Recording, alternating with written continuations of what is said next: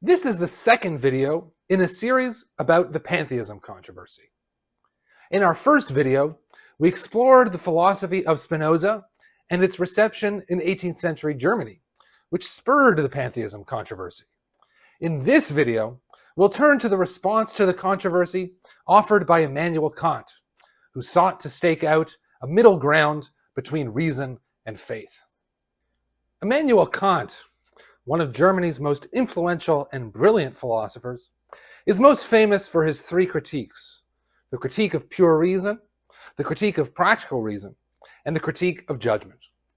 Kant lived the whole of his life in his native Königsberg, a port city in Prussia where he worked as a professor at the University of Königsberg.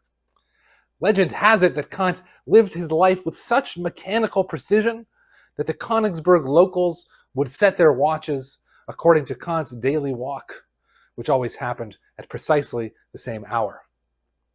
Kant was a chief proponent of the Enlightenment in Germany, arguing for the free exercise of reason as the path forward for the ever-expanding progress of the human race. He began his philosophical career as a follower of Leibnizian rationalism, specifically via Leibniz's German interpreters Wolff and Baumgarten. But in roughly the 1770s, Kant underwent a radical shift in his thinking from his so-called pre-critical period to his critical period, initiating a self-described Copernican revolution in philosophy. In short, the turn to human subjectivity as the locus of philosophical investigation. This shift is often attributed to Kant's encounter with the skeptical challenges, especially the problem of induction, in the work of the early modern empiricist David Hume, who Kant credits with awakening me from my dogmatic slumber. But recent scholars like Omri Boehme, in his book Kant's Critique of Spinoza from 2014, have argued that the challenges posed by Spinoza were just as important, if not more so, for spurring Kant's revolutionary philosophical innovations. In particular, it was the threat that Kant took Spinoza's rationalism to pose to the very possibility of morality and to the related moral notions of freedom, the soul, and God, which motivated Kant to find a way beyond Spinozism. If Spinoza's necessitarianism was right, then freedom of the will was impossible, since Kant regarded freedom of the will as a necessary condition for morality, since we can only be held morally responsible for actions that we freely choose. Then morality would likewise be impossible. Likewise, for Kant, Spinozism entailed the denial of a transcendent moral God, who could, in the fullness of time, reward the morally virtuous with happiness and punish the morally vicious with unhappiness. So in a sense, Kant agreed with Jacobi that Spinoza's philosophy leads to a kind of nihilism. The loss of a moral goal of human life, the loss of the freedom to carry it out, and the loss of a God who could ensure its ultimate fulfillment. Yet Kant could not endorse Jacobi's proposed solution to the problem of nihilism, namely an irrational leap of faith. For Kant, this would amount to a repudiation of all that was good about the Enlightenment: the freedom of thought, the free exercise of reason, the break with all the dogmatism and unthinking traditionalism of the past. Thus, Kant had to set a dual task for himself. He had to vindicate the value of reason, but in such a way that did not fall into Spinozism, thereby showing Jacobi to be wrong to think that Enlightenment rationality inevitably leads to Spinozistic nihilism. How was Kant going to square this circle? The answer? Through a critique of pure reason. By critique, Kant doesn't mean the ordinary sense of criticism or disapproval. Rather, he means it in the original sense of determining the proper bounds or limits of something, in this case of pure reason itself. In particular, Kant's critique of pure reason sets out to determine the limits of what we can know through pure reason alone. That is, the limits of our pure, rational, theoretical knowledge of reality. Without rehearsing all of Kant's very complicated arguments, let me simply present Kant's final conclusion. Kant concludes that we can only know the world as it appears to us, never as it truly is in itself. This is because we can only have knowledge of things that we can experience as we experience them. For example, all the objects of experience appear to us in space and time. But Kant argues that space and time themselves aren't objectively real. Rather, they are mere subjective forms of intuition through which our experience of the world is filtered, like space-time goggles that we can never take off. Thus, the world of our experience is merely a world of appearances, a world of phenomena, or the phenomenal world, as Kant will call it. What things in themselves are truly like, the noumena, or the noumenal world, the Ding an sich in Kant's terminology, can never be known to us. Now, Kant agrees with Spinoza that everything in the phenomenal world of appearances, that is, the world of space and time, the world of our everyday experience, does indeed obey the necessity of the laws of nature. Thus, agreeing with Spinoza, in the phenomenal world, freedom of the will is indeed impossible. But the important difference is that for Kant, the noumenal world, that is, the way things truly are in themselves, may not necessarily obey the laws of nature. Of course, since we can't have any knowledge of the noumenal world, we can't ever know one way or the other. But it is at least possible that freedom exists there. Likewise, Kant admits that the phenomenal world, the world of nature, has no room for the immortal soul or for God. But it is at least possible that the immortal soul and God exist in the noumenal world. Indeed, in his transcendental dialectic, Kant goes to great lengths to show that every argument in the history of philosophy, either for or against the existence of freedom, the soul, or God, is fallacious. Every attempt to either prove or disprove any of these three ideas must ultimately be unsuccessful, since these three ideas all lie beyond the boundaries of any possible experience, and so beyond our capacity to know them. Another way to put this is that we can only ever have knowledge of the conditioned objects of the natural world, but we can never have knowledge of the unconditioned or absolute objects of traditional metaphysics, freedom, the soul, and God. Despite pure reason's endless attempts to settle these great metaphysical questions, they must remain forever unknowable to us, or so Kant argues. But the crucial point is that precisely because we can never know whether or not freedom, the soul, and God exist, their existence remains possible in the noumenal world, the world of things in themselves. Kant climactically argues that this possibility makes room for faith in freedom, the soul, and God, calling this a rational faith. This might seem like a contradiction in terms. How can faith be rational? Kant argues that while theoretical reason is incapable of knowing these three ideas, practical reason, which is the source of morality, provides the basis for a rational, practical faith in these three. In other words, a moral faith. Indeed, Kant goes so far as to call this the fundamental aim of the critique of pure reason. Quote, "Thus I had to deny knowledge in order to make room for faith." That is, Kant had to deny pure, rational, theoretical knowledge of freedom, the soul, and God in order to make room for a rational, practical faith in freedom, the soul, and God. Let's try to see how this is supposed to work. All of Kant's arguments for practical faith have their ground in morality, specifically in the moral law, usually known in Kantian terminology as the categorical imperative, which is the law of pure practical reason. Kant maintains that the moral law is simply a fact of reason, we are immediately aware of the fact of our own moral obligations. That is, that there are certain things we ought or ought not to do. As Kant writes at the end of the Critique of Practical Reason, and is partially inscribed on his tombstone by the Königsberg Cathedral, quote, "Two things fill the mind with ever new and increasing admiration and awe: the starry sky above me and the moral law within me.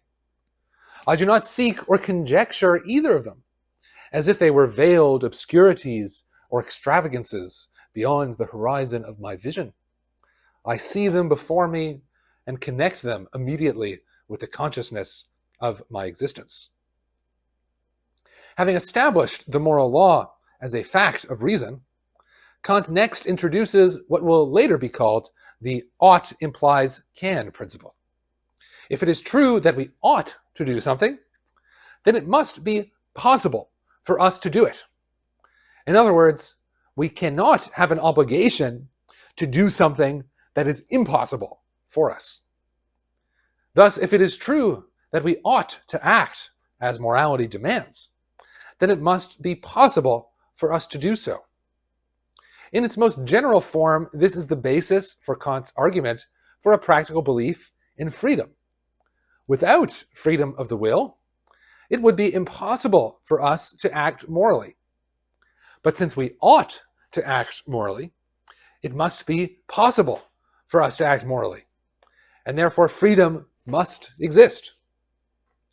Now, it is crucial that this doesn't constitute an argument for theoretical knowledge of our own freedom. Since freedom can't be experienced in space and time, nor can it be demonstrated through pure theoretical reason, it is, strictly speaking, unknowable. Yet on practical and moral grounds, Kant maintains that we must rationally believe that we are free, given the fact of the moral law within. That is, we must have a rational, practical faith in freedom. Comparable arguments for rational faith in the soul and in God emerge from a consideration of the ultimate goal of morality, which Kant calls the highest good, or summum bonum, namely, perfect moral virtue plus the perfect correspondence of moral virtue with happiness. To run these arguments very quickly, if ought implies can, since we ought to achieve perfect moral virtue, it must be possible for us to achieve it. Kant argues that perfect moral virtue, the first half of the highest good, is an infinite goal that requires an infinite amount of time to achieve through an infinite process of moral self-improvement. Thus, perfect moral virtue is only possible if we exist for an infinite amount of time. That is, if we have an immortal soul.